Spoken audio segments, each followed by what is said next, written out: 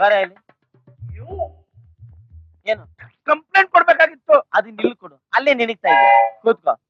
ಬೆಳಗ್ಗೆ ಯಾವ್ದನ್ನ ತೆಗಿರೆ. ಏನ್ ನಿನ್ಕೊಳ್ಳು ಸರ್. ನಂದು ಕಳೆದೋಗಿದೆ. ತುಂಬಾ ದಿವಸದಿಂದ ಹುಡುಕ್ತಾ ಇದೀನಿ, ಸಿಗ್ತಾನೆ ಇಲ್ಲ. ಅದೇನ್ ಕಳೆದೋಗಿದೆ ಅಂತ ಬೊಗಳಿ ಸಾಯಿ. ನನ್ ಬಾವಿ. ಬಾವಿ? ಹೌದು ಸರ್. ಏನ ಬಾವಿ ಕಳೆದೋಗುತ್ತಾ? ಹೌದು ಸರ್, ನಮ್ ತೋಟದಲ್ಲಿ ತೋಡಿದ ಬಾವಿ ಕಳೆದೋಗಿದೆ, ಹುಡುಕ್ಬಿಡಿ ಸರ್.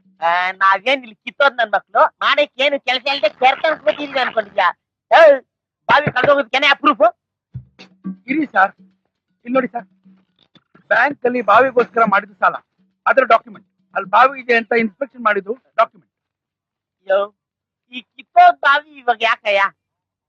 ನಮ್ಮ ಅಮ್ಮನ್ ಕೊನೆ ಆಸೆ ಸರ್. ಏನ್ ಬಾವಿ ಬಿದ್ದು ಸಾಯ್ಬೇಕು ಅಂತನ? ಇಲ್ಲ ಸರ್, ಆ ಬಾವಿಲ್ ಬರೋ ನೀರ್ ಕುಡಿಬೇಕು ಅಂತ ಆಸೆ. ನಿಮ್ಮ ಅವ್ವನ್ ಕೊನೆ ಆಸೆಗೋಸ್ಕರ ನಮ್ ತಲೆಗಳು ಯಾಕೆ ತಿಂತೀರಾ?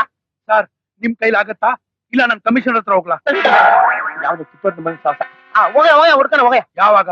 ನಾಳೆ ಬಾರ ಹೋಗಿ. ಎಷ್ಟು ಗಂಟೆಗೆ? ರಾತ್ರಿ 11:30. ಬೆಳಿಗ್ಗೆ 9 ಗಂಟೆ ಬಾ ಹೋಗ. ಸರಿ ಸರ್. ಹೋಗ.